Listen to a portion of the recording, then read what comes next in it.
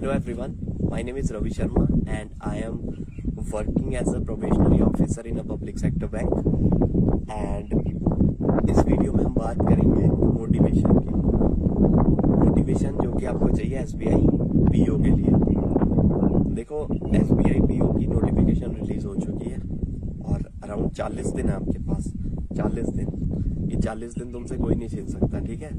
अगर आप अच्छे से तैयारी करेंगे और अपने आप को भरोसा दिलाते रहेंगे कि आप ये पेपर क्लियर कर लेंगे तो आप पेपर क्लियर कर लेंगे। SBI PO को जैसे ही हम नाम सुनते हैं तो हमें लगता है कि यार पहली चीज तुम्हारे दिमाग में ये आती है कि यार SBI PO है, यार ये नौकरी मिल जाए तो क्या ही बात है, ठीक है।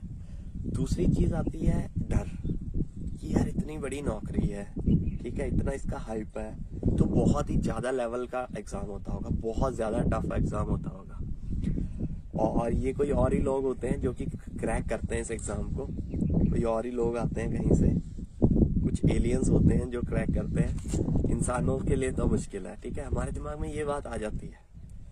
मुझे भी यही लगता था जब मैं तैयारी करता था कि यार ये कौन है साले जो इतना जाते हैं पेपर में बैठते हैं, धड़ाधड़ क्वेश्चन कर करके आंसर निकाल के बस पेपर क्लियर करके और नौकरी ले लेते हैं। हम साले वहीं के वहीं हैं। तो ये आता था मेरे दिमाग में कि ये कुछ एक्स्ट्रा ऑर्डिनरी है। बट जब चीजों को मैंने समझने की कोशिश की, जब मुझे चीजें समझ आई तब तक मैं 5-6 महीने मेरे खत्म हो चुके थे। 5-6 महीने मतलब तैयारी में कर रहा था बट रैंडमली कर रहा था और एक डरे हुए माइंडसेट से कर रहा था। तो तब तक कोई पेपर क्लियर नहीं हुए, मतलब 4-5 पेपर थे जो नहीं क्लियर हुए। SBI PO, LIC AAO, RRB JE, RRB clerk, RRB PO, FCI, ये बहुत सारे पेपर थे जो मेरे क्लियर नहीं हुए। क्यों नहीं हुए? क्योंकि डर था दिमाग में कि ये तो कोई और लोग करते हैं, हमसे कहां से हो जाएगा। फिर भी पेपर देने जाते थे, फेल होके आ जाते थे, ठीक है। फिर क्या हुआ कि SBI क्लर्क मेंस का पेपर था। SBI क्लर्क का मेरा प्री निकला था, 80 नंबर आए थे मेरे उसमें। और फिर क्या हुआ कि SBI क्लर्क का जब मेंस में दे के आया तो मुझे चीजें रियलाइज हुई कि यार इतना मुश्किल नहीं है यार रवि, जितना हम बना रहे हैं इन चीजों को। ये चीजें मतलब डुएबल है, if not that easy at least they are doable. वो डुएबल है चीजें, और इन चीजों को अगर हम समझ के एनालाइज करके चीजों को ढंग से पढ़े तो यार मुश्किल नहीं है, बहुत जल्दी नौकरी लग जाएगी। मैंने ये नहीं सोचा था कि मेरी PO ही क्लियर होगा।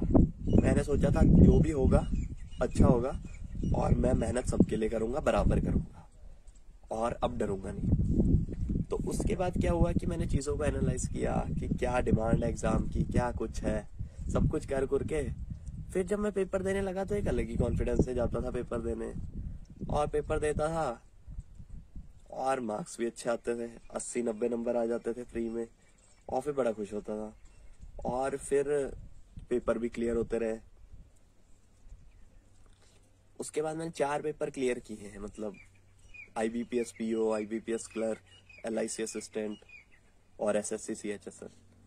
और मेरे मन में ये भी था कि मैं MBA को बैकअप ऑप्शन रखूं, तो मैंने स्नैप का एग्जाम दिया था जो कि सिम्बॉयसिस कॉलेजेस मिलते हैं पुणे वाले।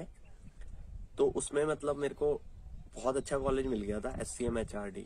मैंने स्नैप में भी 98 परसेंटाइल लेके आया था मैं, बट मैंने वो ज्वाइन नहीं किया सम रीजंस की वजह से।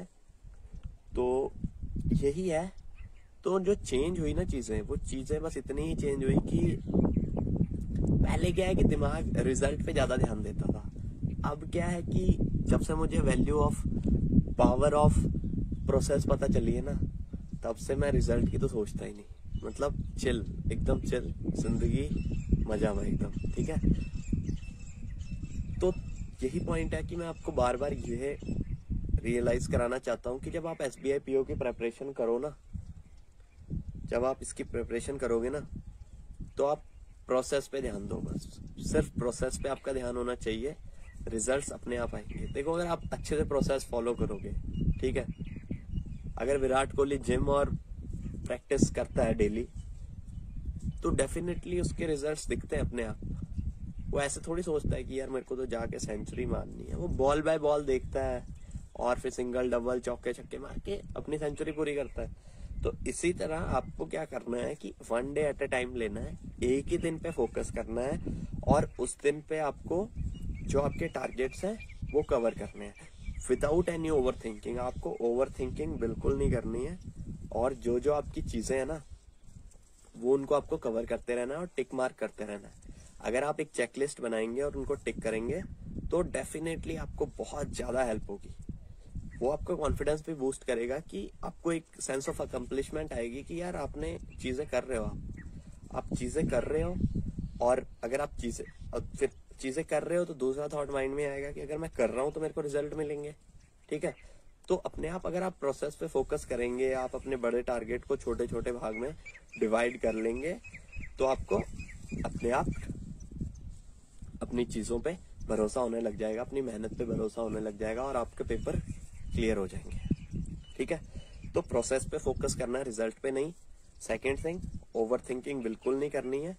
अगर आप अच्छे से तैयारी करेंगे तो पेपर क्लियर हो जाएगा और अगर नहीं होना होगा तो चिंता करने से भी कौन सा हो जाएगा। ठीक है, तो इसके बाद जो दूसरी चीज मैं बात करना चाहता हूँ कि आप ना बाहर से इधर उधर से मोटिवेशन मत ढूंढिए।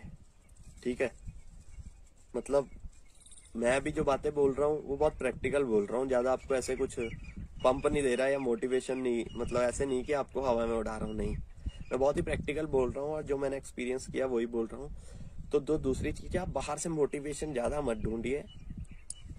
मैंने किसी से पूछा था कि सर मोटिवेशन के लिए क्या किया जाए, तो उन सर ने मुझे एक बहुत ज्यादा अच्छी चीज बताई थी। वो थी कि आप मोटिवेशन के पीछे मत भागिए, आप एक अच्छा टाइम टेबल बना लीजिए। अगर आप मोटिवेट, देखो आप नहीं रह पाओगे हमेशा, बट अगर आपका टाइम टेबल है और आप डिसिप्लिन्ड है तो आपको मोटिवेशन की जरूरत ही नहीं है बाहर वाली। आपके अंदर से मोटिवेशन आएगी कि यार ये मेरा टाइम टेबल है, मुझे फॉलो करना है।